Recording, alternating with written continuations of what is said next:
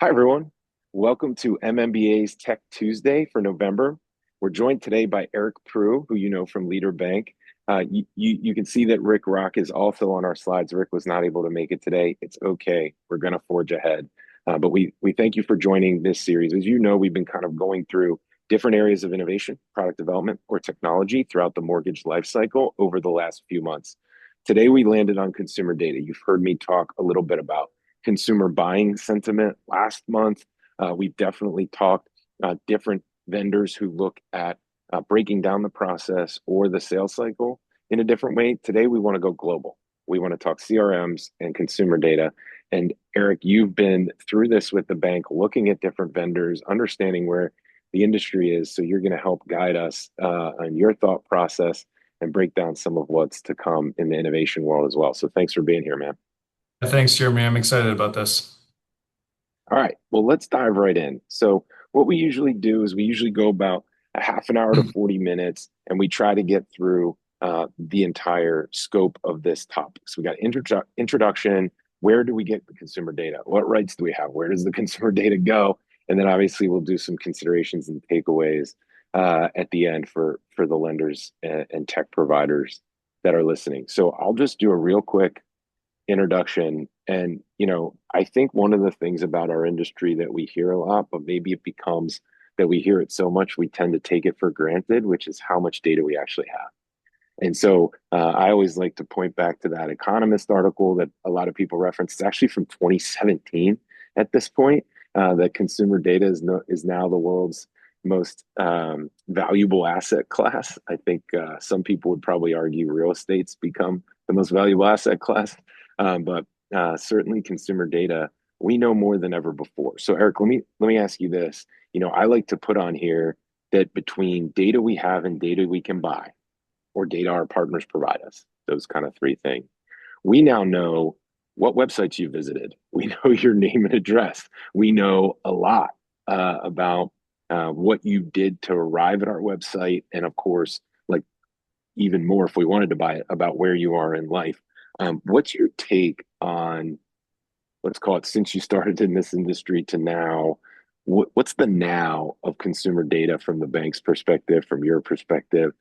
Like, where are we on a maturity scale of using this stuff properly?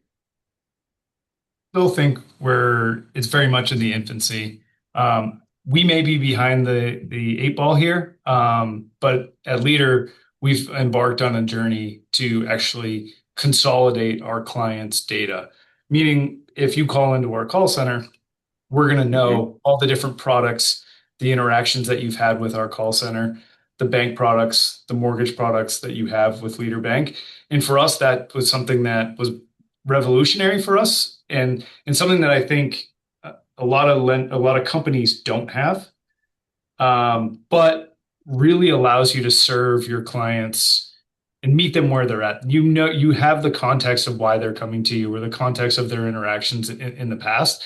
And that's something that I feel like in banking and especially in mortgage lending is context that most lenders or banks do not have. Um, Hmm. and so for us, it's been a really exciting journey. It's not that far. I feel like we're really far behind compared to other industries, but for us, like that really changed the game in how we can serve our clients.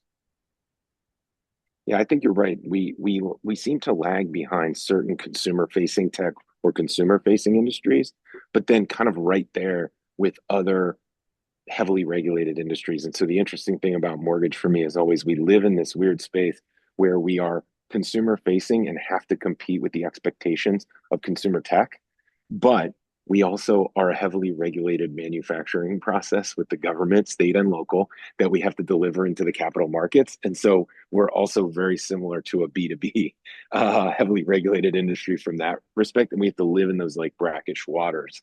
And so, well said, because I think it leads us. I'll just jump to the next slide, but we'll probably spend a lot of time breaking this down a little bit, which is the number one question you have to ask is like, does all of the information about my customer that I have live in one place?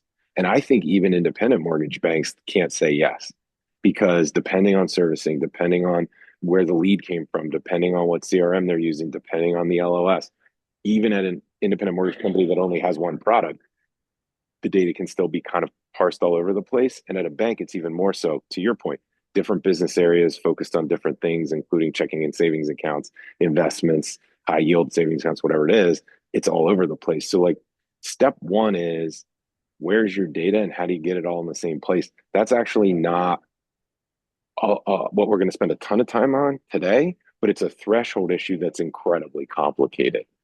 So where did the we have to do that originate for you? Meaning, was the bank technology folks saying we got to get this data lined up, or is it actually business folks that said that? If you were sitting at a lender today, bank or independent mortgage company, and you're like, we got to do this, where are your allies and where are your obstacles?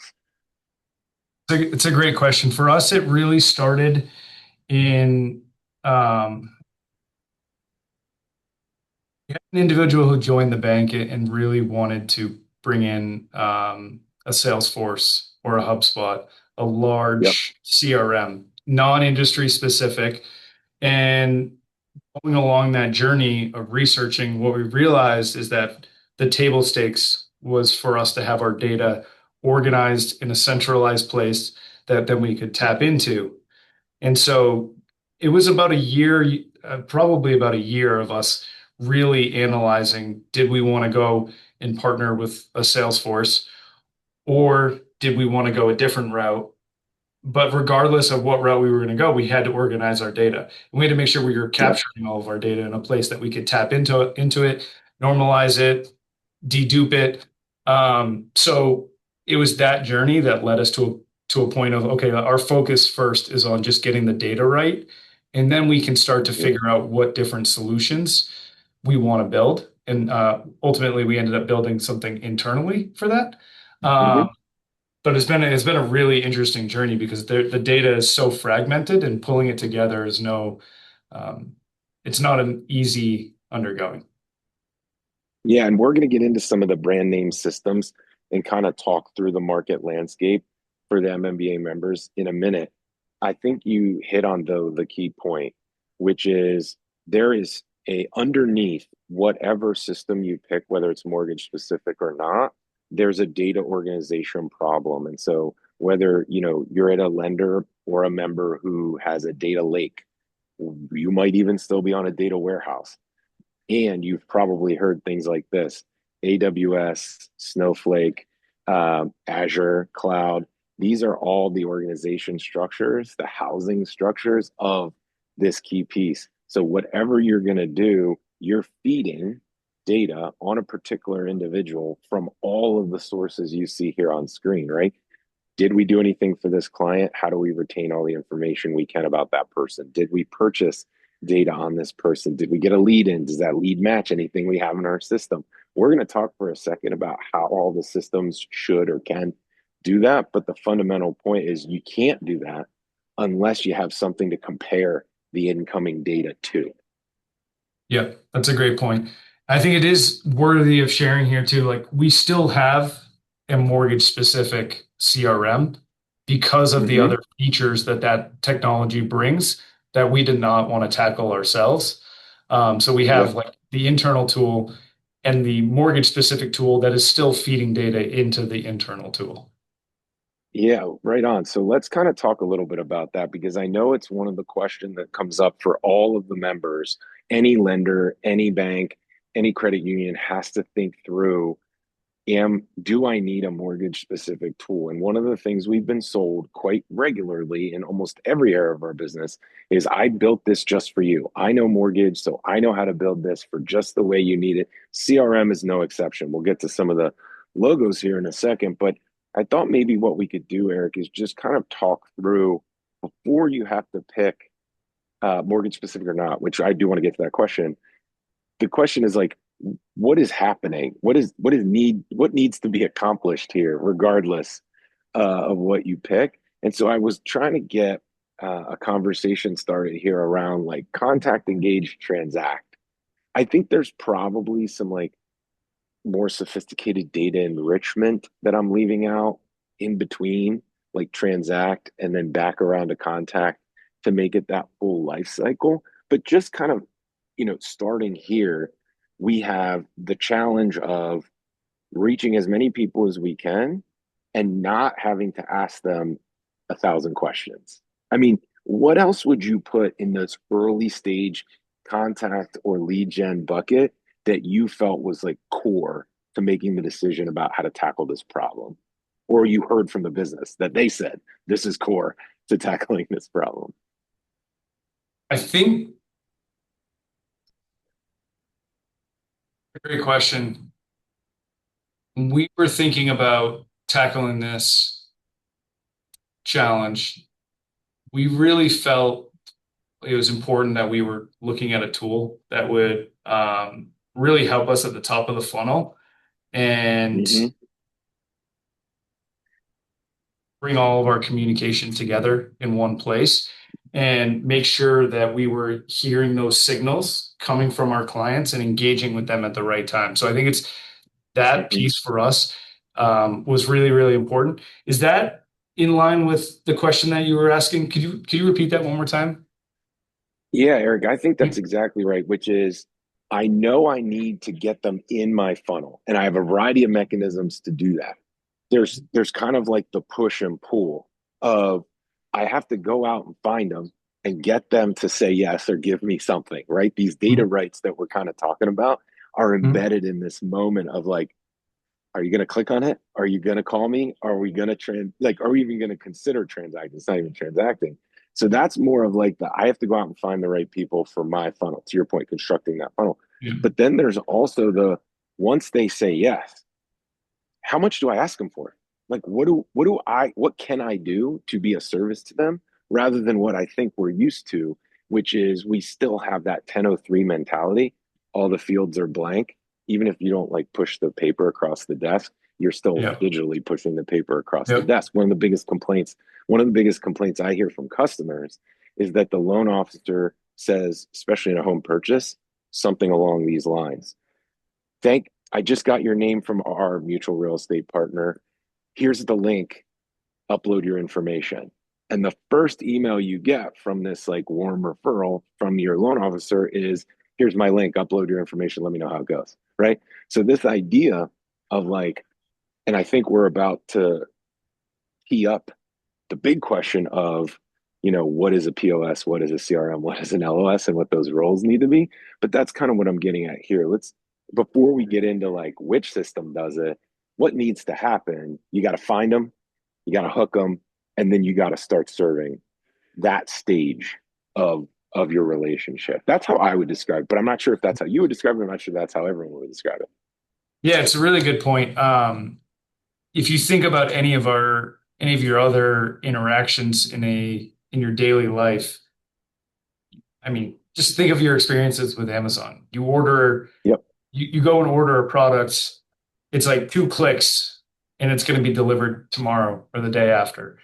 And that's right. instead, and what often happens in mortgage, like you already said, but you may have done 3 transactions with that person, but an LO still may ask them to fill out another application. You have all of that Right. on them. Maybe you need to refresh it and confirm that it's still accurate, but you've got 90% of it. So it's a really good point, and I think that's something where, in general, banking and mortgage industry needs to evolve. I think the Yep. technology is there; it just hasn't been a high priority. Maybe not for all, at least. I think that's where when I think of where we in our space where we are compared to other interactions that consumers have, that's where I think we're really starting to fall behind. And I think the other piece is And like those companies also listen for signals. I think it's less about yes, if somebody's raising their hand and they're asking that they want to have a conversation or that they want to get this product, obviously you've got to serve them then. But there's also other ways yeah, of making sure that you're positioning a product at the right time in somebody's life. And you're not just constantly shooting out, hey, we have this product, we have a HELOC. Do you need insurance? Whatever that may be. But there's like ways to yeah. curate that experience where it feels natural versus just like, hey, can you help me sell you this product? Yeah, that's right. I mean, I think maybe that's like the first good like flag or takeaway we could identify, which is if you're not already attempting to identify the data you have on a particular person or property and bring it forward in the process, then you definitely are behind. So for MMBA members that are hearing this, like whatever you already have, finding ways, and we'll talk in a little bit about the systems that help you do this, but just the mentality of if I have it, I've got to serve it up. I've got to find it and serve it up. That would be kind of, one, organize your data the way we were just talking about. Two, do your best to serve up as much as you have each and every time, because when it comes to expanding your business, buying leads, or expanding your business by creating new opportunities like a HELOC or other types of products that you want to serve up, you have to be able to do that. You have to be able to do that specific function. And so if you can't go do that, you're going to drive everybody crazy and they're going to go somewhere easier. We like to say when I was at Rocket Mortgage that we did not have the lowest price and we never tried to, because we weren't counting on price to be the thing. So, like, they will go find an easier process, even if it costs more. Now, I think a lot of our members are much more focused on the balance of like local representation with price and the relationship that it creates. But I think it's worth noting that people will go find an easier process if you make it too tough, even if it costs more. Yeah, I'd like to add one thing to that too. I think it's important that you're serving up a message that makes sense to that consumer. So, like for example, I was a client of a large national bank, didn't own a home, and I was being served home equity line of credit marketing. So, like they have Yeah, yeah, absolutely no idea who I am. They just yeah, they're just blasting this out to everybody, hoping that sure. somebody's going to click on it and move forward. So, like for me, that actually turned me away. Great Mm-hmm. experience, but I was turned off by that because yeah, it just felt like I was just another number. And just before we jump off this slide, I would say that actually tells you how long or short that engage step can be. That engage step can be 30 days to get to transact, and it can be 3 years to get to transact. And a lot of, our members are now grappling with the reality of the cost of a longer sales cycle. Like, what do I do with you in the meantime? Because it used to be you transacted or you didn't, and then we would come back around. But now it's like, I do want to transact, but I can't find anything. I'm going to keep shopping. And you have to start to think about the cost of a year-long sales cycle with a first-time home buyer. And maybe that wasn't something we had to deal with 10 years ago.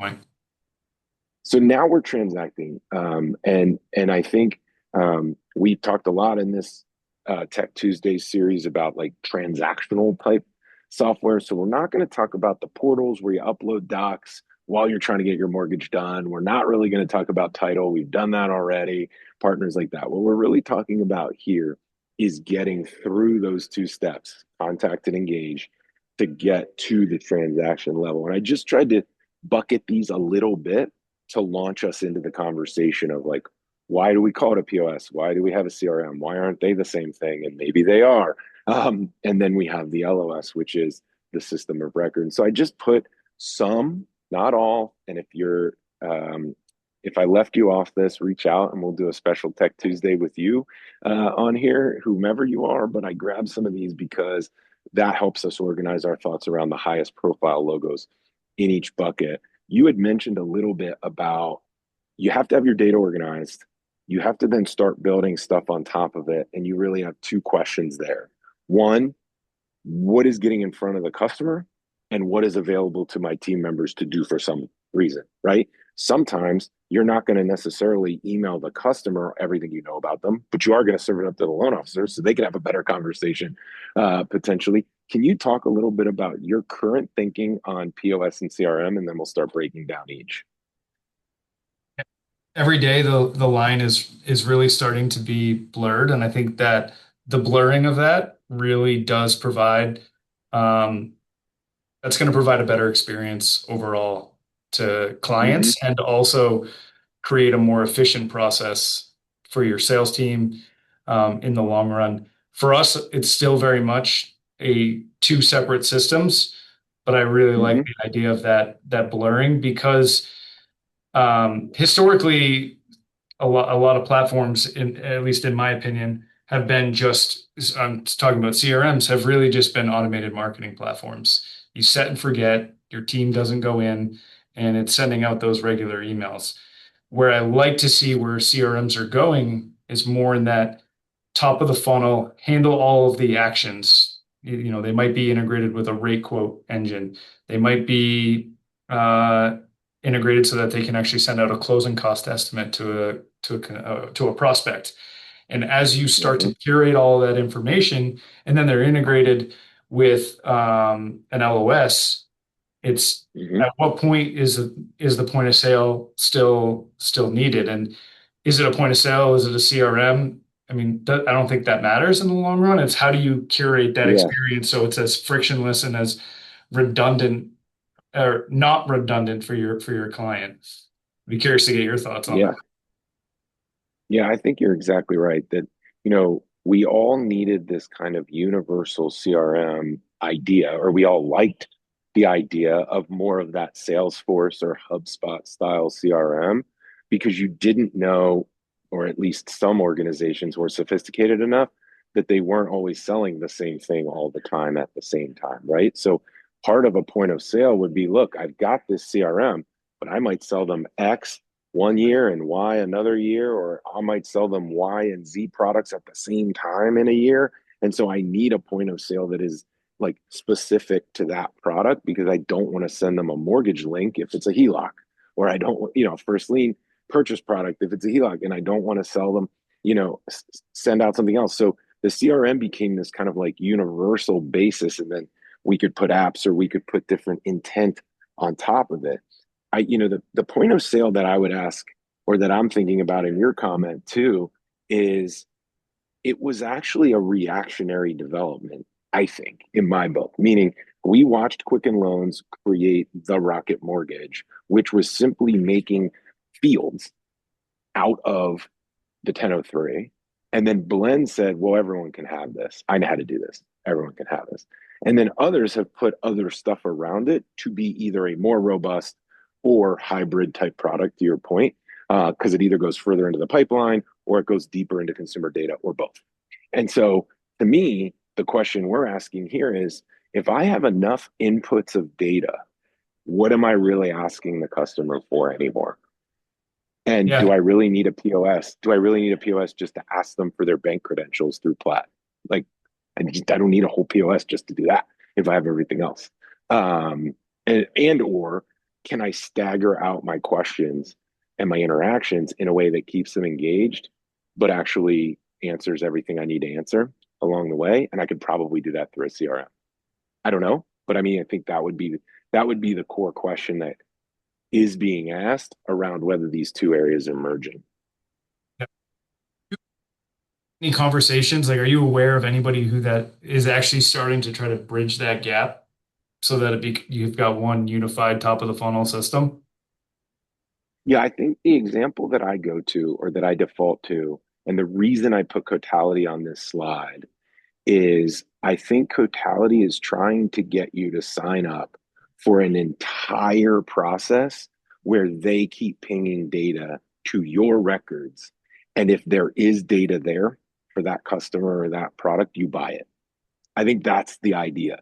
And so instead of thinking about it as I buy it when they apply or I buy it in order to convert the lead, what Cotality is saying is you can actually buy it as they move through your process, or better yet, they're already a customer of yours for some reason.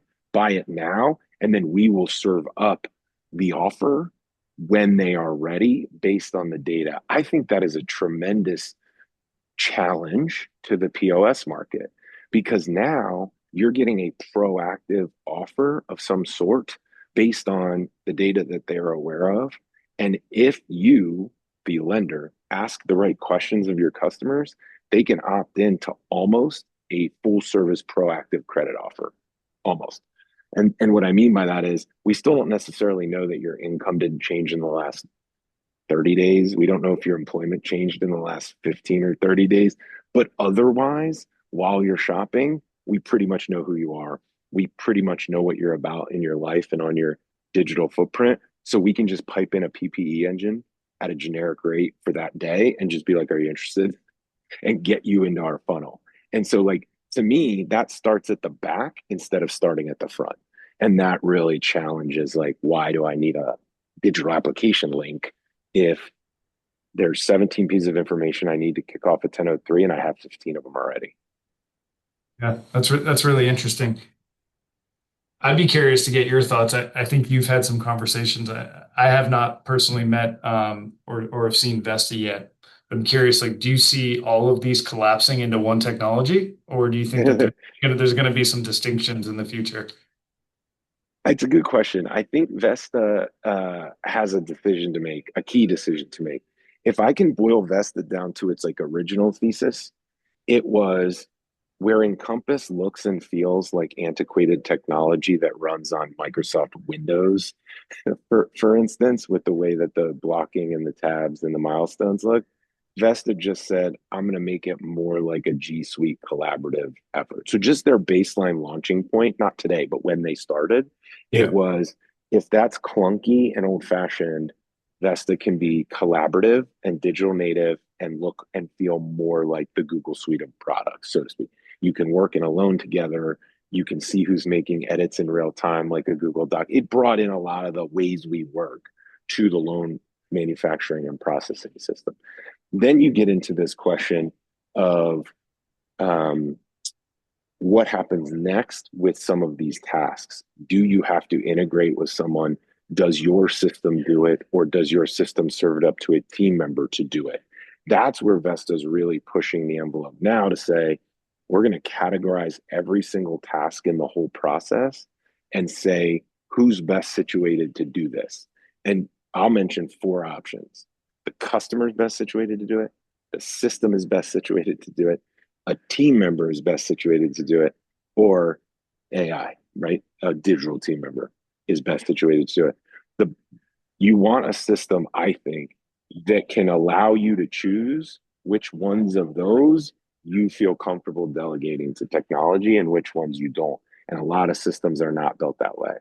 And so the way that Vesta could win, I think, would be building it in such a way that allowed other apps to be built on top of it to solve for some of those tasks that a system should do, but they don't want to have to do it, or you don't want to have to do it. I don't know that they're there yet, but they're the closest of anybody.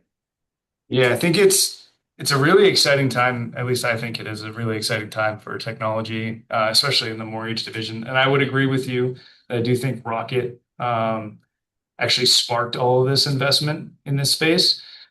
It was actually what gave me my job here where I got to work in process improvement and technology. My first assignment was to get a point of sale system.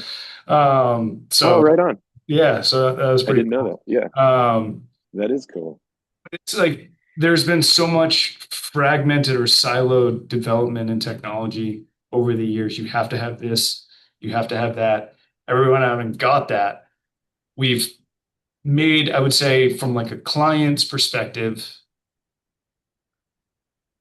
that they're interacting with look nicer, look more modern.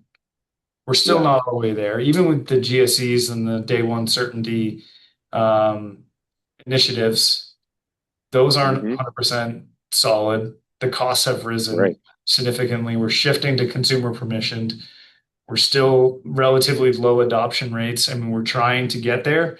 But I Mm-hmm. just think where we are right now is a really like interesting intersection of cost cost restriction or trying to limit the spend while also maximizing the return and also making sure that the table stakes is met for the experience that you're trying to provide to your clients. Yeah, I couldn't agree more. And I'm like you, I try to avoid those sort of like really high level comments like you have to find efficiencies and you have to be transparent because those are really hard to boil down for somebody who like has to make a decision right now on the future roadmap of where they're Mhm. going. There's one aspect you just mentioned that I want to pause on because I find that it's a slight exception to my usual rule, which is we do have to get a little philosophical when you have to be honest about who your customer is. That's the one area you do have to be a little philosophical about. If you're not honest about who the customer is and you keep telling the world that you're serving the homeowner, but you're really serving MLOs, or you're telling the world that you serve your MLOs, but you really serve your referral sources. Like there are ways in which this becomes nuanced, but you have to be honest about it. How digital do you need to be? And I've been saying there are a couple areas that you can't avoid. Organizing your data, you can't avoid it. Trying to augment and make the customer, in this case, the consumer, do as few things as possible. I don't think really that's negotiable anymore. But in this area of like, what tools do I give who on what schedule with what platform, and whether we're talking about the customer or the mortgage loan officer, that is an area that there is still essentially no universal answer. That's your answer for your lender as you think through what do I have to deliver to who on what schedule to be successful, however you define successful. Successful might be profitability, might not be volume, might be volume and profitability, etc. So this is the one area where we're trying to give you as much practical advice as we possibly can here, but you have to decide who am I serving on what schedule and why, because that will make a difference in these POS, CRM, LOS type discussions, especially if you're considering replacing an existing tool. Yeah, it's a great point, Jeremy. I would just to add on to that, I do think, and this is from our perspective, but going from such a high of COVID volume and Mm-hmm. snap back to reality really for us made us reframe and refocus on what is important.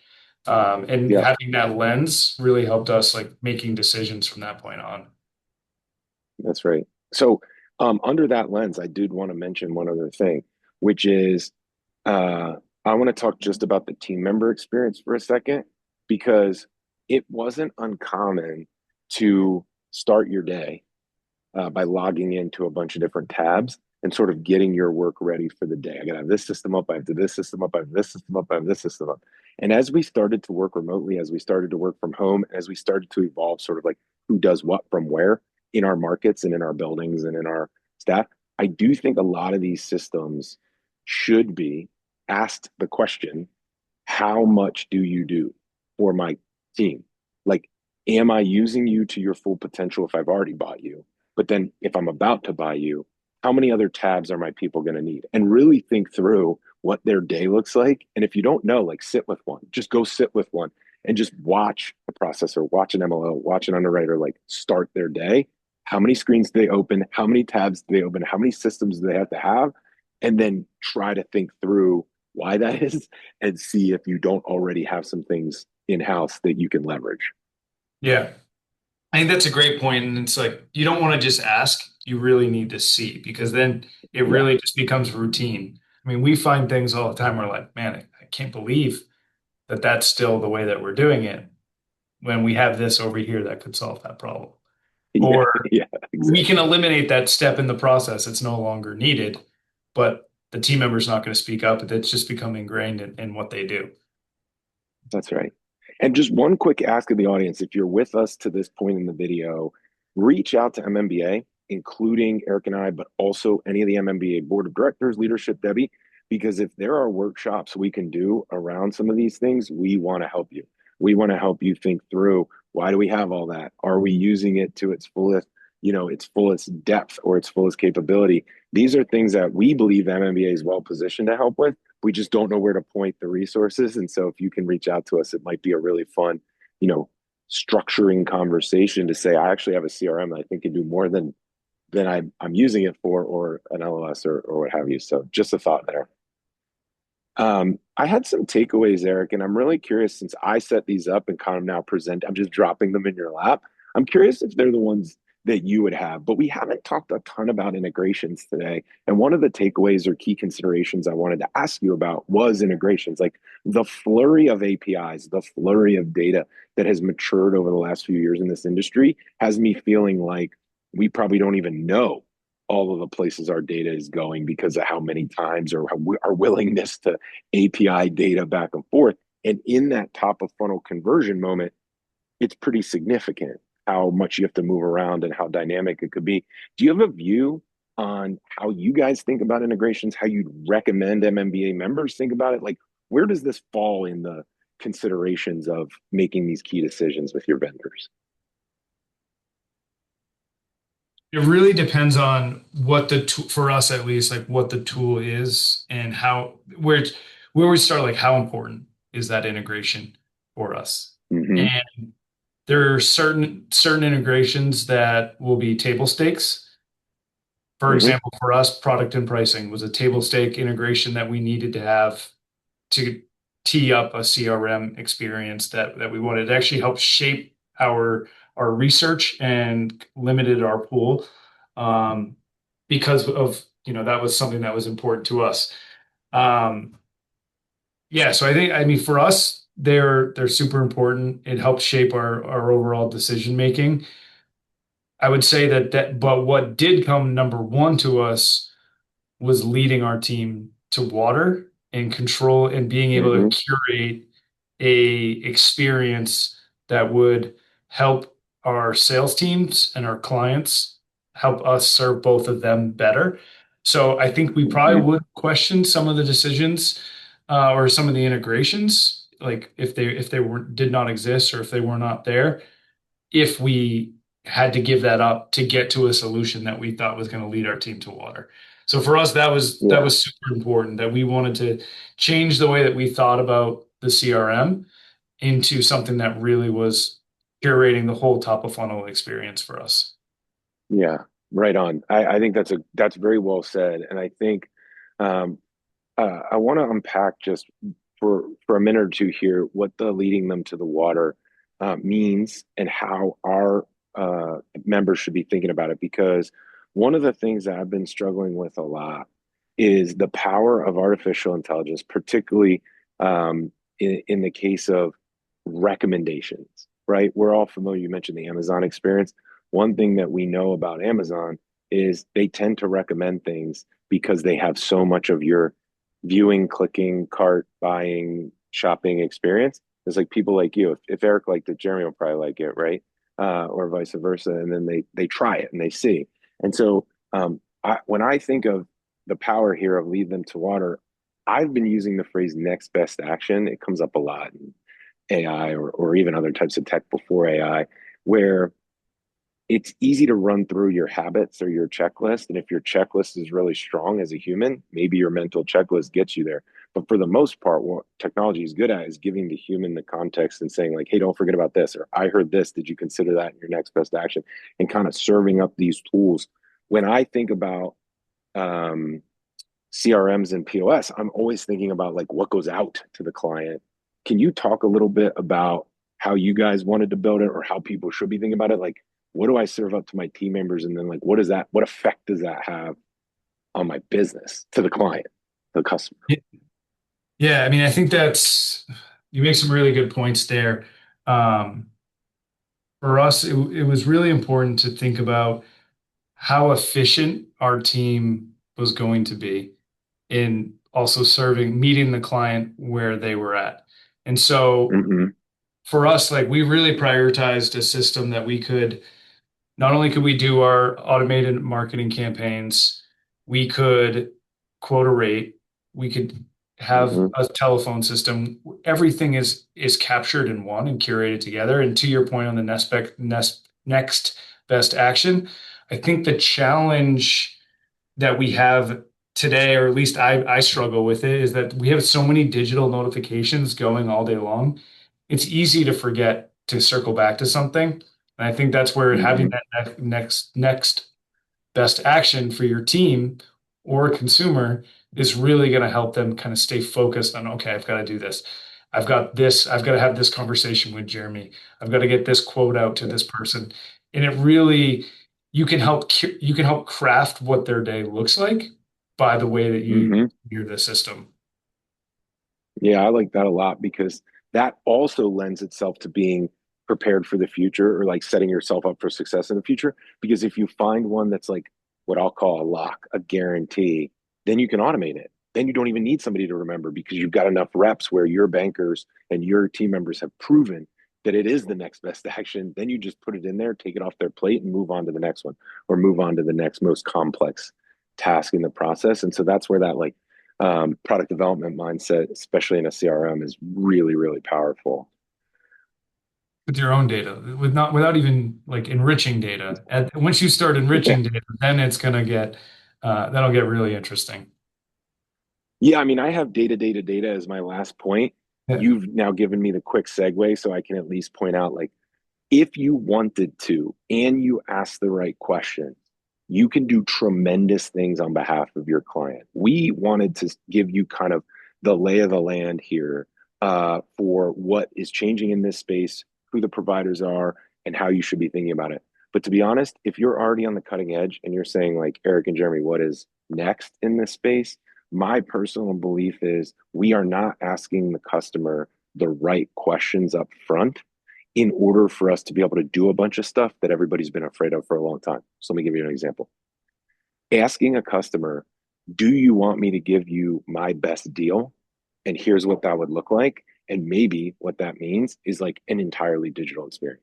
I can give you a lower price because you're not talking to a person, but you have to choose that, right? And you don't have to be super specific. There are ways to pull this out with a couple of really basic questions. There's technology right now that will follow your phone around. You will know when somebody's at an open house with your pre-approval. A lot of people in our industry are scared of that because they think it's creepy and big brother. But what nobody's doing is simply just asking the customer, do you want to be a part of that program? Here's what you get, or here's what the benefit to you is. Could be an immediate offer. It could be other services. I don't know what you would put around that. You'd have to call us and we'll help figure it out for you. But like my point is, we don't do that. AI, voice AI. I've been saying this a lot online lately, so I'll just mention it here. All these CRMs are trying to put in some outbound calling voice AI or some voice assist for your customer. My point is like, don't try to make it a human. Don't. Just say, I'm Eric's virtual assistant. If you work with me, we can get started right now and probably save you a day and a half. You don't want to work with me? I'll put you through to Eric. He may be available later this afternoon or tomorrow. We're not sure, but we'll get in touch with you as soon as we possibly can with Eric.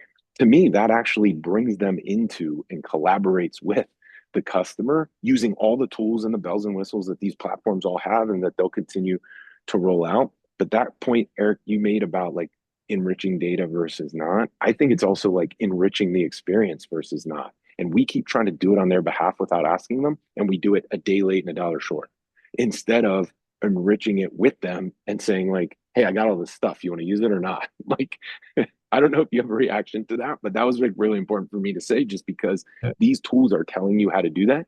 You don't have to, but certainly you can now differentiate in a way that is pretty important.